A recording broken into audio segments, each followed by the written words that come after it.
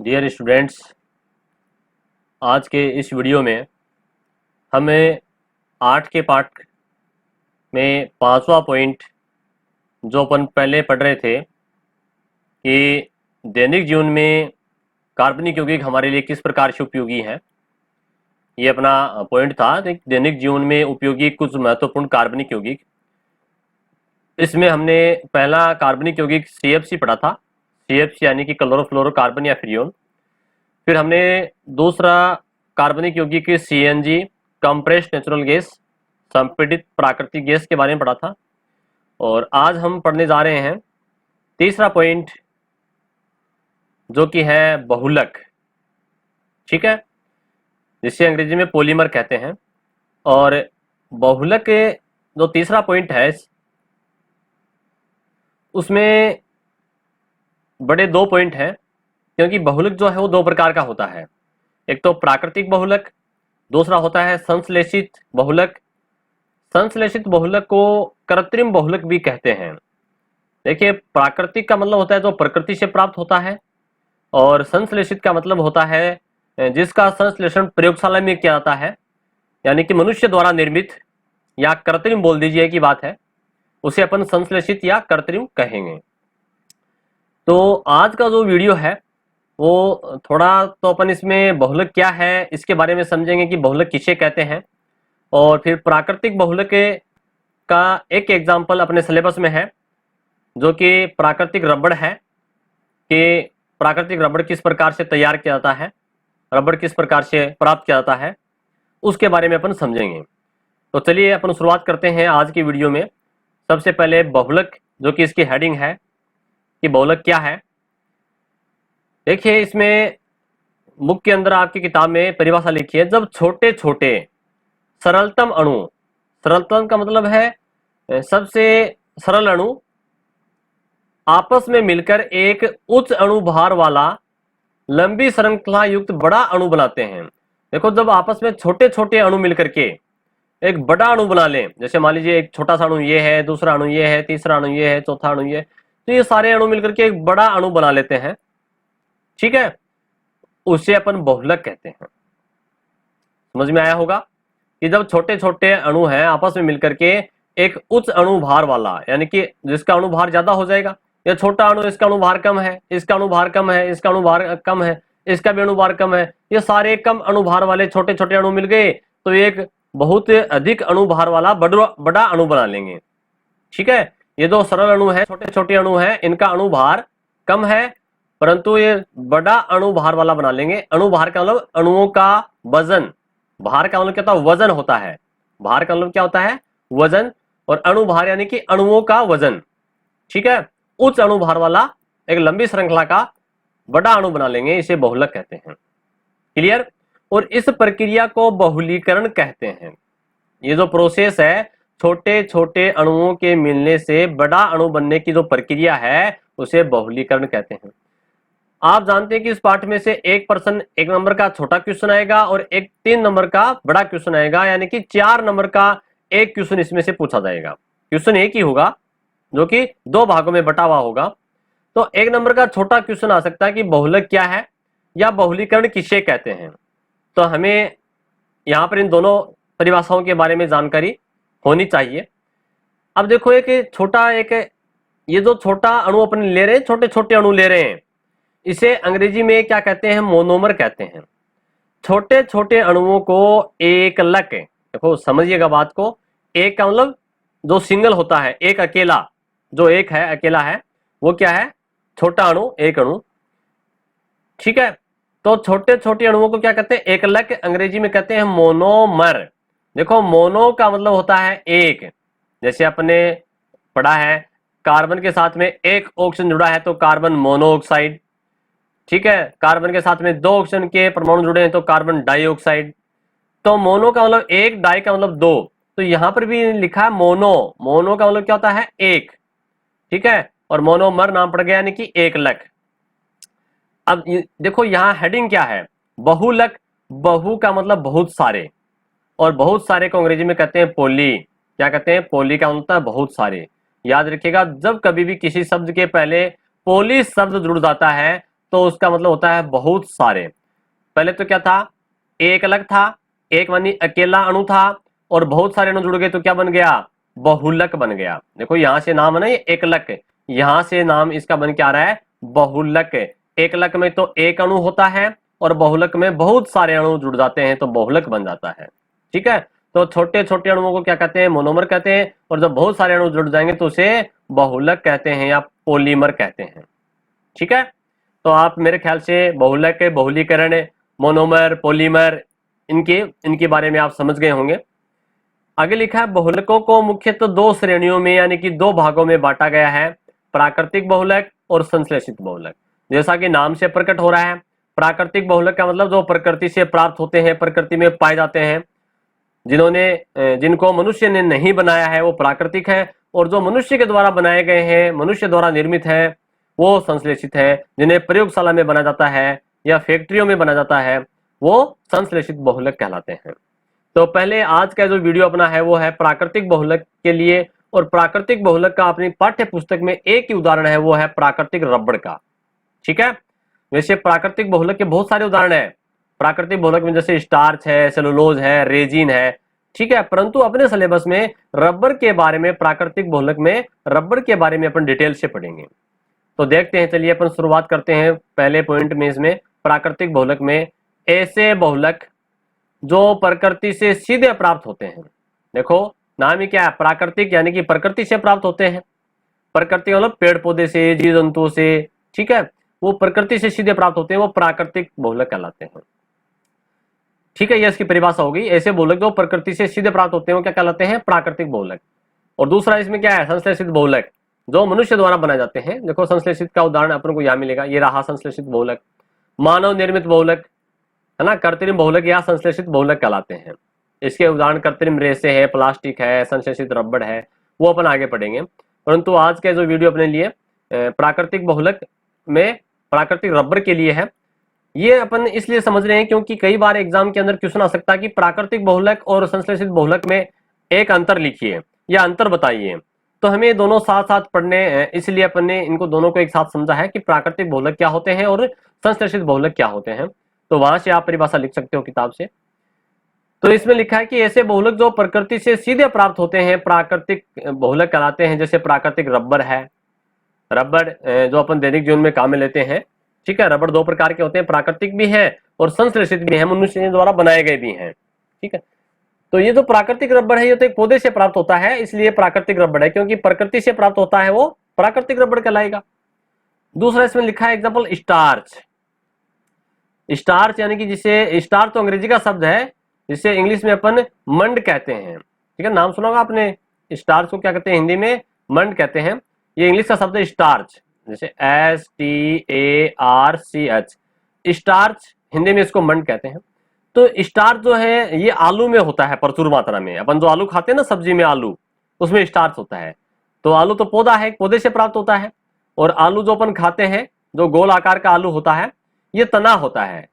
ध्यान रखिएगा, आलू पौधे का कौन सा भाग है, आलू अपन जो खाते हैं, सब्जी बनाते हैं, वो तना है। ठीक है, पौधे का तना है, तने से प्राप्त होता है आलू। तो आलू के अंदर स्टार्च होता है। ठीक है, और आलू पौधा है तो प्राकृतिक बहुलक हो गया। इसी प्रकार से सेलुलोज, देखो सेलुलोज मुख्य रूप से जो पादप है, पादप कोशिकाएं होती हैं, पादप कोशिकाओं में बाहर कोशिका भित्ति होती है और वो कोशिका भित्ति सेलुलोज की बनी होती है। सेलुलोज एक प्रकार का कार्बोहाइड्रेट है और ये कार्बोहाइड्रेट में पॉलीसेकेराइड है। ठीक है, पॉली यानी बहुत सारे अणु मिलते हैं इसके अंदर, तो बहुलक तो है ही है। दूसरी बात, सेलुलोज जो है पौधे की कोशिका भित्ति में पाया जाता है। और आपको एक उदाहरण बता दूं, जो कपास के रेशे होते हैं, जिसको कपास को अपन कॉटन कहते हैं अंग्रेजी में, कॉटन, कॉटन जो है वो जिससे कॉटन के कपड़े बनते हैं, सूती कपड़े जिसे कहते हैं, सूती वस्त्र। ठीक है, तो वो कपास जो है वो पौधे से प्राप्त होता है। कपास का एक पौधा होता है और उसके रेशे होते हैं सफेद रंग के, धागे से धागे, बिल्कुल तंतु, पतले तंतु होते हैं, रेशे होते हैं। ठीक है ना, ऐसे। तो ये जो कपास के तंतु हैं, रेशे हैं, वो सेलुलोज के ही बने होते हैं। ठीक है, इसको भी याद रखिएगा, कई बार एग्जाम्स में पूछा गया है कि कपास के तंतु हैं, जो रेशे हैं, वो किसके बने होते हैं, वो सेलुलोज के बने होते हैं। आलू में क्या होता है, स्टार्च होता है। ठीक है, इसी प्रकार से रेजिन, पौधों के अंदर जो गोंद होता है, ठीक है, या दूध जैसा अन्य पदार्थ निकलता है, काले रंग का पदार्थ निकलता है, वो उसमें रेजिन होता है। या जिसमें एल्केलॉइड्स होते हैं, यानी कि जिन पौधों से औषधि प्राप्त होती है, उनके अंदर भी रेजिन कुछ मात्रा में पाया जाता है। तो इस प्रकार से प्राकृतिक बहुलक जो प्रकृति से पौधों से प्राप्त होने वाले हैं, जैसे रबड़ है, स्टार्च है, सेलुलोज है, रेजिन है, ये सारे प्राकृतिक बहुलक के एग्जाम्पल हैं। परंतु ये जो वीडियो है इसमें मुख्य रूप से अपना जो ध्यान रहेगा वो प्राकृतिक रबड़ के ऊपर रहेगा कि प्राकृतिक रबड़ कैसे प्राप्त करते हैं, कैसे तैयार करते हैं। तो देखिए, पढ़ते अपन प्राकृतिक रबड़ के बारे में। यह एक वृक्ष, देखो मैंने बताया रबड़ का एक प्लांट होता है, पौधा होता है, ठीक है, एक बड़ा पेड़ है, उसका जैसे तना है मान लीजिए, ऊपर ये शाखाएं होती हैं। आपने पेड़ देखा ना, आपने जैसे पेड़ होते हैं वैसा ही पेड़ होता है, ये पेड़ है मान लीजिए। अब इसमें होता क्या है, ये जो बड़ा वृक्ष है इसमें एक यहाँ ऐसे चाकू से चीरा लगा देंगे, ठीक है ना, चाकू से चीरा लगा देते हैं, इस प्रकार से चीरा लगाते हैं, उसे टी आकार का चीरा होता है, जैसे एबीसीडी का अपना टी होता है ना, एबीसीडी में अल्फाबेट टी होता है, वैसे टी आकार का एक चीरा लगाते हैं इसे। और जब चीरा लगाएंगे तो इसमें से, इस पेड़ से दूध निकलेगा, जैसे आग से दूध निकलता है ना, आग का पौधा होता है, आग आपने देखा है, अपने राजस्थान में आग खूब पाया जाता है। तो उसी प्रकार से इस पौधे से दूध निकलता है, उस दूध को लेटेक्स कहते हैं। दूध को क्या कहते हैं, लेटेक्स कहते हैं, याद रखिएगा, ठीक है। या उसे रबर छीर भी कहते हैं, दो नाम इसके। ये जो पौधे में चीरा लगाते हैं तो उस चीरे से दूध निकलता है, उस दूध को लेटेक्स या रबर छीर कहते हैं। और यहाँ पर एक बर्तन बांध देंगे यहाँ इस पेड़ के, ठीक है, कोई बाल्टी है, जैसे मैं यहाँ दूसरा कलर ले लेता हूँ, कि एक इस प्रकार से चीरा लगा करके एक बाल्टी या एक यहाँ पेड़ के तने से इसको बांध दिया, ये दूध इसमें से निकलता रहेगा और इस बाल्टी के अंदर, इस बर्तन के अंदर इकट्ठा हो जाएगा, ठीक है। कुछ समय पश्चात, कुछ घंटों पश्चात या कुछ दिन बाद में दूध निकलना बंद हो जाएगा और उसके बाद में इस बाल्टी को अपन यहाँ से हटा लेंगे। अब ये तो दूध निकाला है, आगे की प्रोसेस सुनिएगा, देखो क्या लिखा किताब में। यह एक वृक्ष से प्राप्त होता है और द्रव है, द्रव यानी कि तरल होता है, पानी के जैसा है, ठीक है। दूध यानी कि जो दूध अपने आग से प्राप्त होता है, तो आपने देखा होगा आग का जो दूध होता है ठीक वैसा ही दूध होता है, द्रव अवस्था में होता है, प्राप्त होता है, जिसे रबर छीर या लेटेक्स कहते हैं। प्राकृतिक रबड़ आइसोप्रीन का बहुलक है, याद रखिएगा, बहुत बहुत इंपॉर्टेंट है। कई स्टूडेंट्स कमेंट्स बॉक्स में लिखते रहते हैं सर हमें इंपॉर्टेंट क्वेश्चन बताइए, तो मैं आपको जहां भी ऐसा क्वेश्चन जो बोर्ड परीक्षा में पूछा गया है वो मैं आपको बता देता हूं कि ये प्रश्न बहुत इंपॉर्टेंट है। क्वेश्चन देखेगा कैसे पूछा जाएगा और किस प्रकार से पूछा गया है कि प्राकृतिक रबर जो है, प्राकृतिक रबर किसका बहुलक है, प्राकृतिक रबर आइसोप्रीन का बहुलक है, ठीक है। या ऐसे पूछ सकता है कि आइसोप्रीन जो है, आइसोप्रीन वो किसका बहुलक है, वो प्राकृतिक रबड़ का बहुलक है, ठीक है, उल्टा ही पूछ सकता है। तो प्राकृतिक रबड़ का बहुलक तो क्या है, आइसोप्रीन, और आइसोप्रीन क्या है, प्राकृतिक रबड़ का बहुलक है, एक ही बात है। कहने का मतलब बहुत सारे अणु जो है वो मिलकर के बहुलक बनाएंगे, परंतु किसके अणु, आइसोप्रीन के अणु। आइसोप्रीन जो इस दूध के अंदर निकलता है, पौधे के दूध से लेटेक्स से निकलता है, इस पौधे के लेटेक्स में, दूध में क्या है, आइसोप्रीन है, यानी कि आइसोप्रीन का एक अणु, देखो ये आइसोप्रीन का एक अणु है, दूसरा अणु और मिलेगा, आइसोप्रीन का तीसरा अणु और मिलेगा, चौथा अणु और मिलेगा, बहुत सारे अणु मिल जाएंगे, ठीक है। और बहुत सारे अणु मिलेंगे तो क्या बन जाएगा, आइसोप्रीन बहुलक बन जाएगा। ये बन गया प्राकृतिक रबड़ पोली आइसोप्रीन। पोली का मतलब क्या होता है, बहुत सारे, अभी ऊपर आया था ना पोली, देखो बहुलक का मतलब भी क्या होता है, ये रहा पॉलीमर, पोली का मतलब बहुत सारे, तो बहुत सारे अणु है, किसके अणु है बहुत सारे, आइसोप्रीन के अणु है बहुत सारे। अब देखो यहां पर तो ये एक आइसोप्रीन का अणु है, देखो ऐसा होता है आइसोप्रीन। अब एग्जाम में अगर आपके क्वेश्चन आता है कि आइसोप्रीन की संरचना लिखिए या प्राकृतिक रबड़ कैसे तैयार किया जाता है, तो आपको यह समीकरण लिखना होगा, यह अभिक्रिया लिखनी होगी, ये रिएक्शन आपको लिखनी होगी, ठीक है। यहां पर 4 कार्बन है, 1 कार्बन 2 3 और 4, ठीक है, और एक यहाँ पर मेथिल समूह जुड़ा है, इसकी काउंटिंग अपन इधर से करेंगे, कार्बन नंबर 1 2 3 और 4, ठीक है। यहाँ डबल बॉन्ड है और यहाँ भी डबल बॉन्ड है, परंतु यहाँ पर प्रतिस्थापित समूह जुड़ा है मेथिल, तो क्या हो जाएगा नाम इसका 2 मेथिल, कार्बन नंबर 1 और कार्बन नंबर 2 पे क्या है, मेथिल है, 2 मेथिल, ठीक है। और 1 नंबर पे डबल बॉन्ड है, 2 नंबर पे डबल बॉन्ड है, तो नाम हो जाएगा इसका 2 methyl 1,3 di butene. Double bond है ना, वन सिंगल बॉन्ड होते तो ब्यूटेन होता, डबल बॉन्ड है तो ब्यूटीन होगा, ट्रिपल बॉन्ड हो जाएंगे तो ब्यूटाइन होता, ये अपने पहले पढ़ रखा है। परंतु आपको ये इसका ये जो आईयूपीएसी नोमेनकल्चर जो अभी मैंने बताया है कि 2 मेथिल 1,3 डाई ब्यूटीन, वो आपको नहीं लिखना, आपको केवल इसका आइसोप्रीन नाम लिखना है यहां पर। ठीक है, तो ये आइसोप्रीन इसका नाम है, ये एक अणु है आइसोप्रीन का, एक अणु है पूरा ये, और ये मोनोमर है, एक अणु यानी कि मोनोमर, बहुत सारे मिल जाएंगे, इसका बहुलीकरण होगा तो इससे क्या बन जाएगा, पोली आइसोप्रीन, पोली मतलब बहुत सारे। ठीक है, देखो इसमें ध्यान रखने वाली बात ये, आपको पहले यहां पर एन पहले यहां लिखना है, और यहां एक अणु इधर जुड़ गया, एक अणु इधर जुड़ गया, तो ये सिंगल बॉन्ड हो जाएंगे, डबल बॉन्ड की जगह क्या हो जाएगा, सिंगल बॉन्ड। देखो ये रहा, यहां सिंगल हो गया ना, ये इधर हो गया, और इधर अपने आगे और अणु जोड़ दिए, इधर भी और अणु जोड़ दिए, बहुत सारी एक लंबी श्रृंखला जुड़ गई, इधर भी आइसोप्रीन का एक अणु और जुड़ गया। ठीक है, इधर भी आइसोप्रीन का और अणु जुड़ गया, तो बहुत सारे अणु मिल जाएंगे, और बहुत सारे मिलने से बहुलक बनता है, पॉलीमर बनता है। तो ये पॉलीमर तो है, लेकिन किसका पॉलीमर है, आइसोप्रीन का है, तो पॉली आइसोप्रीन बन गया। ये एन जो अपन यहाँ लिखते हैं, एन का मतलब अणुओं की संख्या, एन का मतलब क्या है, अणुओं की संख्या, एक अणु है, अभी तो यहाँ एक अणु ही है। ठीक है, ये यहाँ 2 अणु हो सकते हैं, 3 हो सकते हैं, 4 हो सकते हैं, 5 भी हो सकते हैं, 100, 1000, लाख, करोड़ों अणु हो सकते हैं। तो यहाँ पर एन, यहाँ पर अब यहाँ लिखेंगे अपन अणु। ठीक है, जब बहुलीकरण कर लेते हैं, बहुत सारे अणु मिल जाते हैं, तो ये एन की संख्या यहां लिखी जाएगी। ठीक है, पहले अपन यहां लिखते हैं और उसके बाद में अपन यहां लिखेंगे। अब यहाँ पर कार्बन की संयोजकता 4 होती है, देखिएगा। ठीक है, वो आपको थोड़ा ध्यान रखना है, डबल बॉन्ड वाला है ना, सिंगल बॉन्ड वाला। कार्बन की संयोजकता यानी कि कार्बन के साथ में या तो डबल बॉन्ड होगा, या सिंगल बॉन्ड, या ट्रिपल बॉन्ड, या फिर हाइड्रोजन के अणु जुड़ करके अपन को उसकी संयोजकता पूरी करनी है, 4 पूरी करनी है। ये प्राकृतिक रबड़ तैयार हो गया। अब देखिए प्राकृतिक रबड़ जो है, ये रबड़ काम का नहीं है, अभी हमारे लिए उपयोगी नहीं है, इसमें कुछ पदार्थ मिलाएंगे। ठीक है, तभी अपन इसका उपयोग कर पाएंगे, इसको काम में ले पाएंगे। ये जो रबड़ है, जो दूध निकला है, उसे अपन लेटेक्स कहते हैं, और लेटेक्स के अंदर एक चीज मिलाएंगे जिसका नाम है एसिटिक एसिड। ठीक है ना, एसिटिक एसिड का सूत्र अपन ने पढ़ रखा है, एसिटिक अम्ल एक कार्बनिक अम्ल है, अम्ल क्षार वाले पार्ट के अंदर क्या सूत्र होता है एसिटिक एसिड का, CH3COOH। ठीक है ना, एसिटिक एसिड है। तो लेटेक्स ये जो दूध निकला है पौधे से, जो कि आइसोप्रीन है, उस लेटेक्स में, आइसोप्रीन में अपन क्या मिला देंगे, एसिटिक एसिड मिला देंगे, और एसिटिक एसिड मिलाने से ये ठोस हो जाएगा। पहले तो कैसा था, ये लेटेक्स द्रव अवस्था में था, द्रव यानी कि दूध जैसा था, तरल पदार्थ था, और जब इसमें एसिटिक एसिड मिला देते हैं तो ये ठोस बन जाता है। रबड़ थोड़ा ठोस होता है ना, रबड़ अपन जो काम में लेते हैं वो ठोस अवस्था में होता है। जैसे रबड़ अपने अपने कॉपी के अंदर जो कच्ची पेंसिल से लिखते हैं उसको मिटाने के लिए रबड़ काम में लेते हैं। महिलाएं जो हैं, लेडीज हैं, वो अपने बालों के अंदर रबड़ जो है वो यूज करती हैं, या फिर बस के टायर हैं, आपके साइकिल का टायर है, उसमें भी रबड़ होता है। रबड़ के हमारे दैनिक जीवन में बहुत सारे उपयोग हैं। तो ये प्राकृतिक रबड़ की बात चल रही है अभी तो। अब ये ठोस तो हो गया, लेकिन ये ठोस होने के बाद में अभी भी काम का नहीं है। ठीक है, इसके अपन इसमें और कुछ पदार्थ मिलाएंगे, उसके बाद में इसमें और बदलाव आएंगे और अपन पदार्थ बना सकते हैं।